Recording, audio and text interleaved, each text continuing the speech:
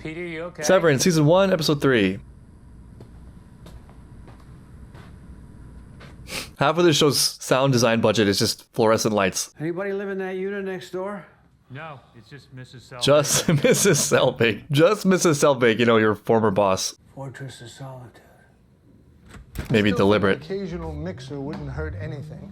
Oh, he's bugging out. It's not expressly prohibited in the manual. Or is it a flashback? Petey, Oh yeah, he's confused. you okay? No. It's really nice of him to help. This Mark doesn't know PD at all. He's a nice guy. And of course he doesn't really know the danger. From his perspective, it's just normal work. He doesn't know exactly how messed up it is inside. And conversely, the inside Mark doesn't know how messed up it is inside because there's no frame of reference. I think it takes a couple episodes for it to fully set in that they're just different. For practical purposes, for our purposes, they're just different people. Except for some common core element of them, which I guess is an interesting question, what that is. Maybe it's just the combination of your frame and your automatic processing that comes out of early years of development, everything pre-Severance. There is a you, right? I mean, the you's always changing. It's not fixed. You are a set of a bunch of things that supersede memory to a point. Very interested in Mrs. Selvig. She is both a believer and a non-believer. She is both harsh and kind. She may be a spy, though it might be more interesting if she wasn't. It's like having two different lives suddenly stitched together. Yeah, it would probably break Miss Selvig. Relativity's fucked. So, my first day at Lumens as far back as my 5th birthday, and with That makes sense, because it's early memories, right? The timeline's off. They put a lot of detail into thinking this out. There's a group of people that know Severance is a blight on mankind. They're probably the people who we insulted for no reason, passing out the flyers. Mind Collective. Yeah, the WHC. The kids trolling for WMC. the downtown. I can read. The fucking WMC. Oh, sorry. Sorry, PD. Don't you want to know what you're doing down there? I don't know if I want to know what I'm doing down there. Okay, look, you know, I'm not gonna unsever. I don't want you to unsever, because that's not a word. It's unseveranced. You know, it hasn't been a blight for me. It's helped me. Okay. What if the cost of that help is that you're murdering people 8 hours a day and you don't even know it? Is that what it is, PD? Look, I found a department, one they don't tell us about, one where you don't get to leave. Well, don't none of us get to leave? No, I mean, you really don't get to leave, as in they're down there right now. Full severance? 100% severanced. I don't know if the monitors are bugged, or if Irving's gonna walk in. Oh, he's in the office right now. The what if you're killing people 8 hours a day down there thing is extreme, but it seems likely it's aligned with one of the core questions of the show of like, how much are you sacrificing for peace of mind? And tagged onto that, are you sure that's even peace of mind? Are you sure you're not just burying your head in the sand? If you outsource all your choices to another entity, let them decide for you, are you not just hiding from the difficult work of deciding these for yourselves? And are you sure they're good? And even if you are sure they're good, are you sure that structure will always lead to good? What happens when it ceases to be good, but you've already ceded all your choice? Like I do sometimes think the best societal system is living under the rule of a very wise king, but then most kings aren't wise, one. But even more damning, I think, is that even a wise king's rule is limited. Suddenly you find yourself living under an unwise king. Oh, that's tough, yeah. I like waking up without your memories. Being confused is tough, like your whole relative base for thought and functioning is just off. You can't trust yourself. June is my daughter. Greatest kid on earth and a hell of a guitar player. Your daughter is great at guitar. You are the kind of person who enjoys your daughter's guitar performances. You are the kind of person that sometimes puts ketchup on eggs. Your outie eats cookies while spying on your neighbor. Are you alright? I mean, no. But this is weird.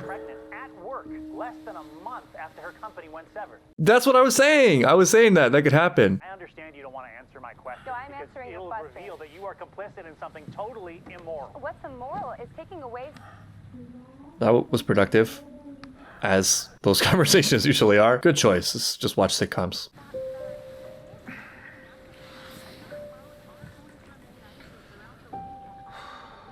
He sleeps on the couch. That, as a regular routine, strikes me as more evidence that he's deeply troubled. I think at the lowest points in my life, the things I feared the most were just absolute silence. You know, like when you're trying to sleep. You gotta trick yourself or occupy yourself into a sleep state. He's deeply depressed, I think, and that is worth some attention. I just want to let you know, I'm not gonna reintegrate, you know.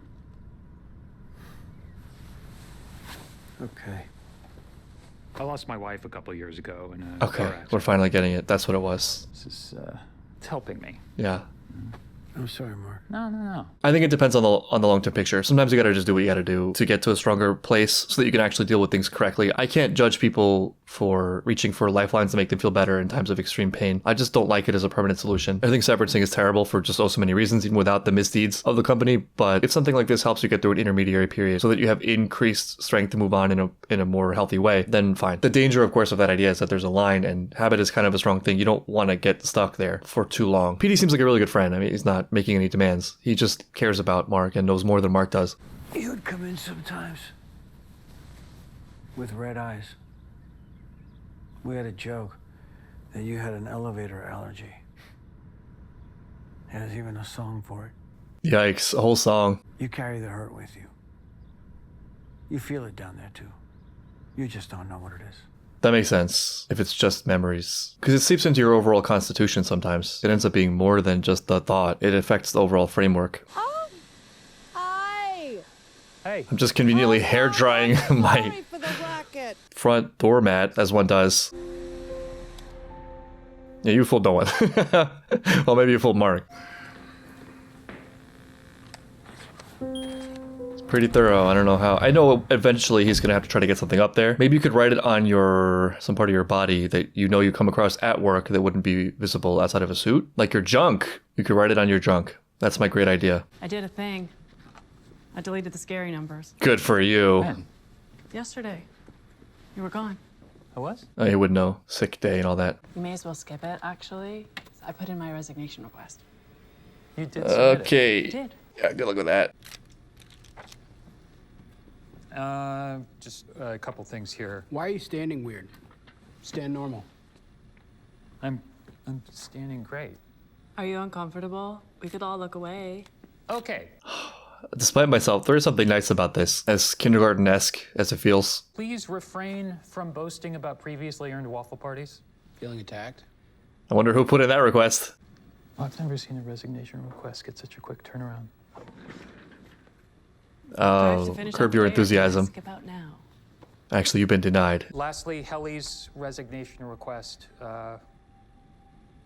was denied. Gee, Irv takes a lot of satisfaction in these things. Well, as it turns out, your outie might, because your outie has no idea. I'm gonna jiggle the door some more. This is highly disruptive to our positive work environment. Irv probably wants her to leave. Against the door or to the side? I think either's really good. This guy seems really sweet, but He's gonna be so excited. Yeah. I hope he comes home early. He's not going to. I want to see more of the real world, because I have my suspicions. This whole thing is so bizarre. Even the outside world is bizarre. It could be both. She could be severed and be a spy. It's kind of dangerous with Petey here. Hey, Oh, that scared the crap out of me. She has a key. It's not very nice, Mrs. Selvig. Also possible in this universe is like reversing the severance order. So like they take the innie out and the outie in.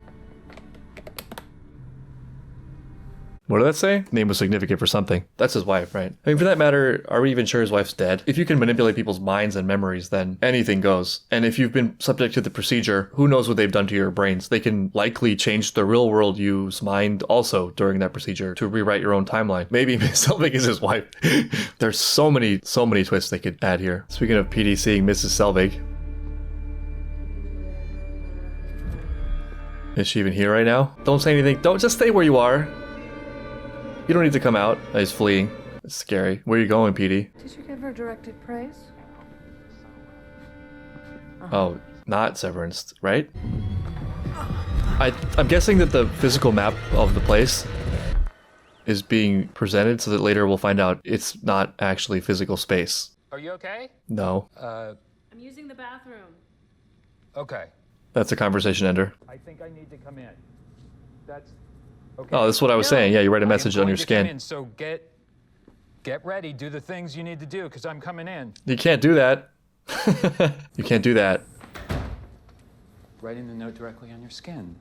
Well, We thought of that. unfortunately, the Oh, detectives really? aren't buttering anywhere. There goes my writing on your junk idea. Thought it was a brilliant one. I thought you were starting to like be okay here. No. So don't burst into the bathroom with your pathetic boss voice on and try to convince me that I do. You're making this very difficult for me, Helly. I Okay, just I'll got give this you big 5 promotion. minutes. We're on our way to a waffle party. You want Grainer to use the bad soap. Bad soap? That sounds painful. Also, me taking their side for a minute, just for fun. Of course you did, Irving. I don't know if you can fire employees, so for people who actually do like this life, she's kind of hard to deal with. We just want to go back to making lighthearted jokes and looking forward to waffles and finger traps and all manner of amazing rewards. Maybe give her a finger trap. Maybe that'll sort her out. Dylan was going on all yesterday about incentives, pencil erasers, and waffle parties, as though that's why we're here. That's not. Is that not why we're here? Oh. If it's a deeper meaning she craves, she should see the perpetuity wing.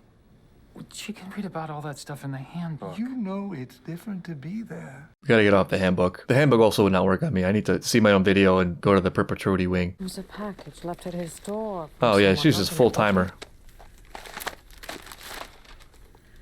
Is this the brother-in-law? You are. Reckon his 5th book. Oh, he's a very successful author. That's how he affords all those beds. I'm learning to be emotionally nude in front of my wife. Looking for messages, just to be safe. I think he definitely has to represent sort of the nerfing that exists in our world, living a life of fear, everything being dangerous, wanting to stay in a comfortable, warm place, even though it probably doesn't make you super thrilled to do so. This, I think, is one of the elements or side effects of the whole we are all perfect the way we are idea. If we're already complete whole beings, and the problem is just the outside world, and therefore all things that are negative are external, the game then just becomes removing everything external that is unpleasant. Maybe it comes from a sympathetic, caring place. But even in kindness, an insidious effect of that is with the intended gift of you are just genuinely good through and through. The cost of that is that you severed or severanced yourself and your actions and your conduct and your framework from reward and punishment, giving up your agency for a sense of peace, so that things that are uncomfortable for you, that are part of yourself, that otherwise could be dealt with, no longer can be, because we've already traded that link. And if we were to reclaim that link, suddenly it would cast a light of responsibility on us for ourselves and our lives. One of the difficulties in talking about this and talking about like struggle is something that can be embraced is one, that not all struggle and pain is the same. Obviously, a lot of it actually is terrible and non-helpful, for which sympathy is due. But at the same time, even some of that is a tool of the very escape I'm talking about, where if your identity is a framework-based one, and this is way more general than just this issue, it forces you to also turn to identity to cover up the ways in which that framework fails you. So yeah, some things are actually real difficulties sometimes, and it's the sometimes that makes it difficult. There is no practical reality to the identity of the thing, even if there's a reality to the problem. And so people reach for reasons that they over-identify with as to why they can't do the things they actually should be doing. I have this problem, I have that problem. I'm the type of person who I am sensitive to. Mark, can I help you? You wouldn't know what it is anyway. Did you fill out an official request for supervisory interaction? No. It's fine, come in. Sorry, I can fill But out if it's the form. same person, how can she be so hateful in the office and so loving outside? She hates the different sides of them. I think I should take Helly and the team to the Perpetuity wing. And have you filled Could be good out for a morale. space reservation slip? No. Mark. I'm sorry. This show ends up being so many things at once. It ends up being like Office Space and Fight Club and an isekai. If Petey were the tone setter you're lionizing him as, he'd still be here. What? Yeah, I don't, what? Are you gonna make me throw my mug at you? Why would you? This poor guy, every day he goes to work, he gets something thrown at him. What I just did was something I knew that you could handle. It was very painful for me. I did it for you. I threw my mug at you for you. Help you. I'm doing this for you. I don't enjoy it. Open or closed?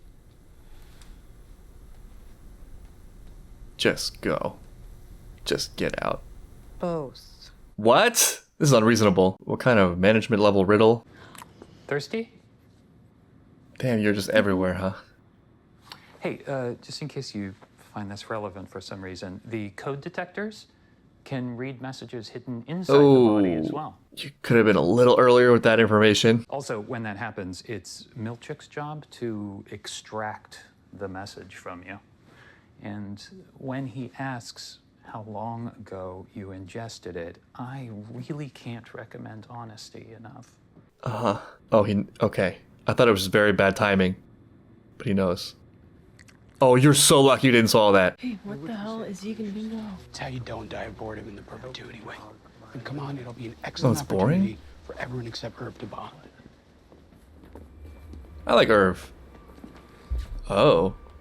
Hello. This is not related to the show, sorry. But it occurred to me later. I mentioned I was in a movie with John Turturro. I totally forgot. I actually was in 2 movies with John Turturro, one of which he directed, which starred Christopher Walken. So this is interesting confluence. Though I actually can't remember if I met Christopher Walken or not, because we were never in the same scene. That movie was just a bit part, so I wasn't around for long. Remember, we'll have those new handbook totes soon. So exciting. Thanks for the tip. You got some business? Or you just out for a fucking stroll? Dylan. Whoa, that's hostile. Why the hostility, bro? Those eggs look like shit. I don't understand. That seems highly unnecessary. Irving, come on. I can't wait to see Irving outside of work.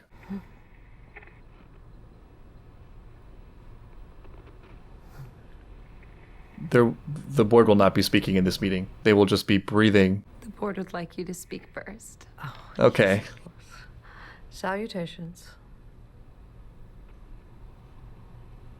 The board will not be speaking during this meeting.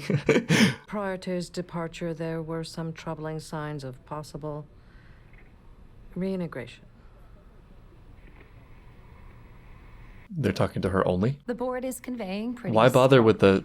that the severance Okay. procedure is provenly irreversible. Yes. And that this knowledge should be a given for a person managing a severed floor.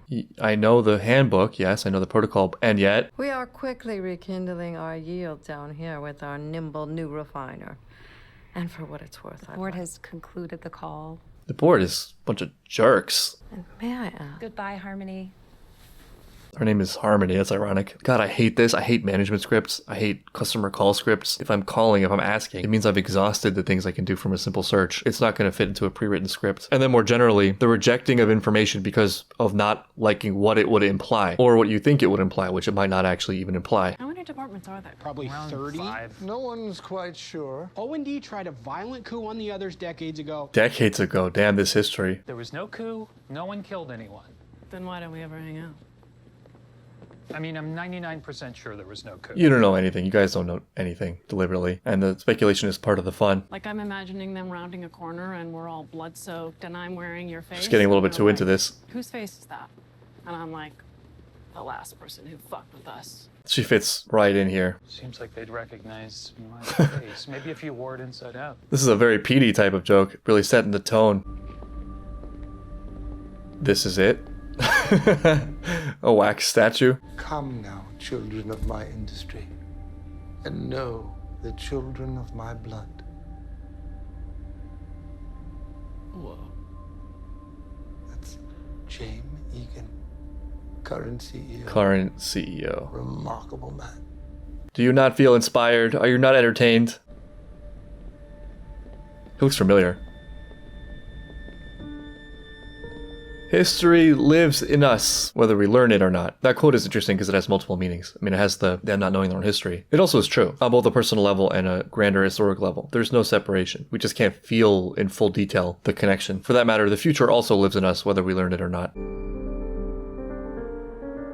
He ended up taking the bath robe after all. I know that death is near upon me because people have begun to ask what Oh, this is the voiceover of the CEO or the founder? In my life, I have identified 4 components, which I call tempers, from which are derived every human soul. Go on. Frolic, dread, malice. That's very misanthropic of you, Mr. Egan. Except for frolic? I walked into the cave of my own mind, and there I tamed them. Hold on a second. Is that Pip as in Pip's Pub? The greatest establishment known to man with the best VIP area? Is this the whole world just owned by the Egans? Should you tame the tempers as I did mine, then the world shall become but your appendage. It is this great and consecrated power that I hope to pass on to all of you, my children. I feel like this is turning into an anime villain. If I could just eliminate pain, everything will be great. I want you all to live in a beautiful lie. It's the Ambrosia in Brave New World. There's a fun thought experiment that comes out of that. If you could take a pill with no negative side effects that somehow didn't change anything physically about you, the only effects of which were that you were in a constant state of happiness or bliss or some bountifully pleasant emotion, no matter what else was going on around you, no matter what you did, would you take it? Or if you could live in a world where every tragedy you had experienced was undone, all the damage you've done was repaired, everything was extremely easy, and you were exactly in the position in life you wanted to be, but you were aware it was a simulation and that the real world still existed outside of you, would you enter it? Oh, look, you got one. Look at you participating. It's okay if you cry. No one's crying, Irv. They never had a woman. But I also can't hate on Irv for loving it, She told her father. for having this connection to it. She was going to be the first. Isn't that lovely? It can be a little bit annoying to go to work or school with someone like this, you know, the kid who loves the teacher. And there's definitely a toxic element of that, which I think Irv partly embodies, you know, just the unquestioning love of authority. But at the same time, there's something really nice about trying to maximally appreciate the things you're doing. If you take a given thing and one person thinks it's stupid and the other person thinks it's incredible and deep, who wins? It's very easy to find the negatives in things and tear them down, and there's a place for that. But sometimes the real virtue is found in finding the beauty in the thing. The goal is synthesis, not decay. Unless the destruction then paves the way for something to be constructed. I appreciate people who can really connect to what they're doing. It almost makes me wish I remembered my own childhood. This is your childhood, sort of. It's partly why you're so excited by waffle parties and finger traps. But waking up on that table. This table thing. So weird. One of the weirdest parts of this whole thing. But then, I learned that I work for a company. Okay, yeah, he forms his identity around his work. Caring for mankind since 1866. If that is really true and you really believe that, that's beautiful. They update the mouth wall? It's not called the mouth wall. Damn, they took down the chick I like. How do you, what? You like a chick based on her teeth? Okay, let me not judge. Yeah, as much as of a cynic he is, he also loves this world. He finds an identity in tearing it down. Oh no, I'm drinking Irv's Kool-Aid. This is a very big facility if it's real. Though I guess it's built down, right? Are we descending further and further into layers of hell? I hate this place. It smells like 19th century ass. Stop treating this like some kind of beer party. That's not fair. Up till now, I've been reverent as shit. Not true, but I'm kind of with Irv on this one. I kind of want to lie in Kier's bed, though. Were you about to bed sit? Because of my deep connection to the history, I wanted to, you know, feel... What's that in your pocket, Mark? Oh, this kind of hurts. Also, you shouldn't be going into my pocket, but okay. Still. Swine, all of you. It's the Perpetuity wing. Show some reverence. The Egan's, Mark. Kier said, keep a merry humor ever in your heart. Oh, did you give one? Frolic, one of the 4 things. She's starved for meaning here. So, of course, you'd pervert our founder's message with jokes. I don't know, why am I siding with Irv? Definitely what she needs from her department chief. Hey, I didn't want I feel like it's the department right chief. attitude for the wrong business. Helly. Uh-oh. She used the tour as a way to give him the slip. Bet she scaled those stairs quick. She's not even out of breath.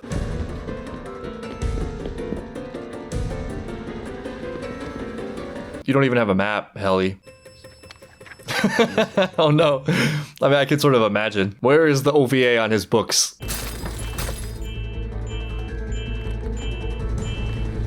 They're not even gonna return the book to him?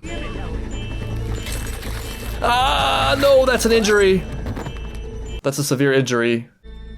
This way, please. Oh, you're gonna get scrubbed with the bad soap. Or maybe you're gonna go to the recreation room. I don't know, I think Helly should just be a fire at this point. If it truly is a business that's paying for work and paying for outer self, then you just need to get rid of her because she's making things worse for everyone. But I feel like it's not. It's more than that, right? They are also experiments. They are working on them. Maybe they were chosen for specific reasons. I hoped you'd just settle in. I know Mark's been trying so hard to get you to feel happy. That also is sometimes an insidious tool or accidental tool of companies and management and school. This is all the time in class. You make it so that the punishment for doing anything righteous is people who you care about, your coworkers who are otherwise innocent, bear the costs. They use your skin in the game for their mistakes. Speaking of call centers, same thing. I mean, the person you're talking to is just a worker. It's not their fault. Management removes their own skin. They spread the pain to the innocent and they make you make that terrible choice. Hands on the table, please. What, are you gonna get a lashing? Oh, they have hand grooves for this. Watch it be completely innocuous too. Or something really terrible, like having to watch a documentary on the history of this industry. I don't want to. No. Do.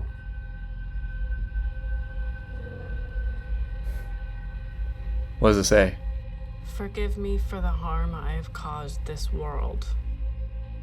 None may atone for my actions, but Oh, right, this. I'm afraid you don't mean it. I mean, you're making your own confession video. Again, please. Sort of. I wouldn't read it. all I can be is sorry, and that is all I am.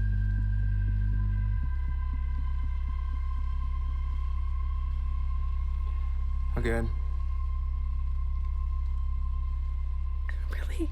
Maybe they're trying to sync something. They're trying to sync some, I don't know. Weird. Why are they doing this? What is this for? Okay, they clearly are in here not to do just a job. But also, the outies get paid, so this is not just like a daycare service that the outies are paying for. Side note, but it just occurred to me that the outies are responsible for sleeping, so they really just have no time. Just enough time to drink a beer and watch a sitcom. And then the speeches talking about improving the human condition. I wonder if it's not like a rehabilitation experiment. That also kind of would fit into like the hell, heaven, purgatory thing. The lady did say in episode 1 that hell is something that mankind can create. Maybe the other side of that would be heaven is something that mankind could create, and that might be the stated mission of this villainous organization, as villains are wont to do.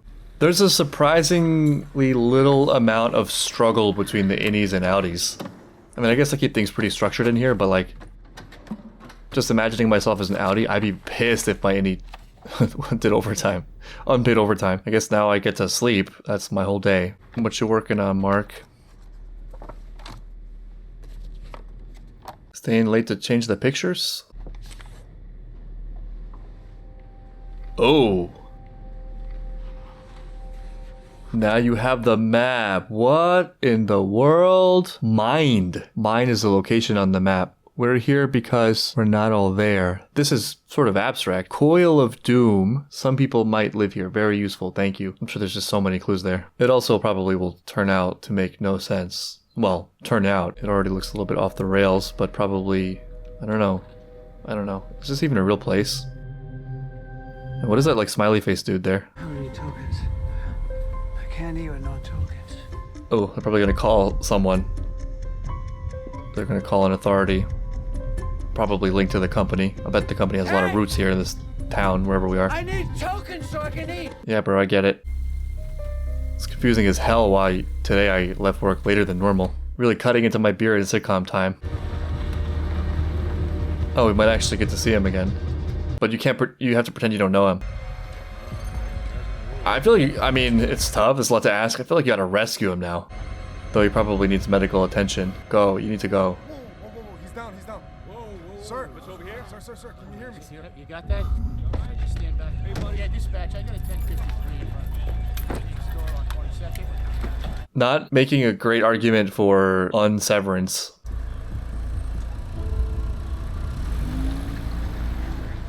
So you decided to flee. Understandably, you can't be connected with him, and also you don't even know him. It's hard, even knowing the premise and being a viewer, to always keep it separate. Oh, did he leave his phone?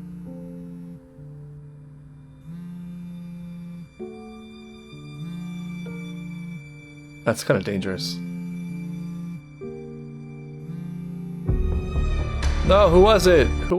Not a lot of answers this episode. A lot more world and suspense building. It's eerie. They're keeping us on a very tight leash, just like the innies. This episode, maybe more than other episodes, going very hard on the corporate management element of it, which there is a metaphor for, right? Where it's overly abstracted and people are numbers, and if something happens, you give this scripted answer, which cannot possibly fit all the various complexities of human nature and life and situations. That horrible, hellish script loop of, I hear what you're saying and I feel for you, but, and then back to some like pre-approved corporate point. The scripted empathy with people at the top who make the decisions, insulating themselves from the pain that their decisions cause in others, and the corporate culture, the virtue signaling, the company ethos, what we stand for when a lot of it is just profit. All that's real, though I think is only one element of it. It works nicely as a caricature to highlight and focus on those elements of the thing. I mean, yeah, I don't think anyone really needs to be convinced through complex thematic development that office life can be terrible. Trying to, Irving style, give extra life and meaning to this idea. I think there is an increasing problem due to the gift of specialization and the extra industry and output that creates, which is very much a service to humanity, or can be a service to humanity if applied to the right things, and has been a service to humanity in terms of the growth in the quality of life and the innovation that has essentially removed a lot of material problems. But the separation from the thing is a very weird thing and kind of emotionally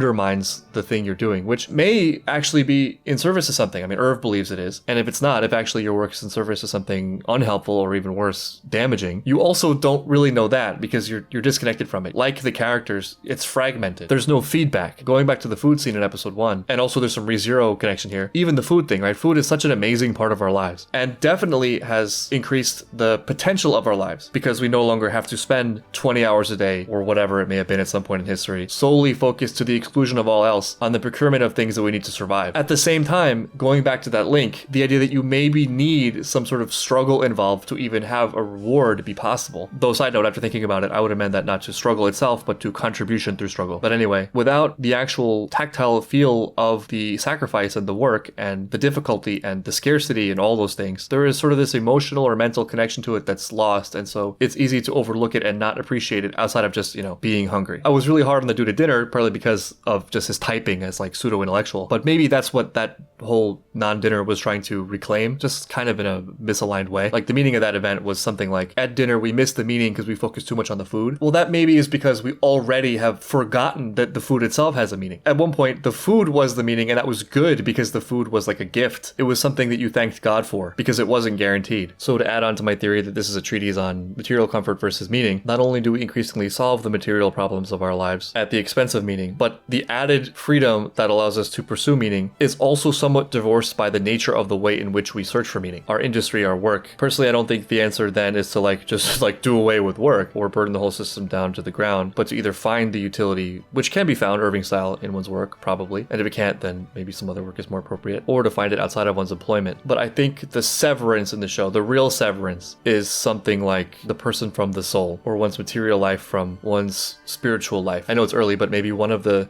statements being made is that in the real world, we're increasingly getting severance from the things that actually matter.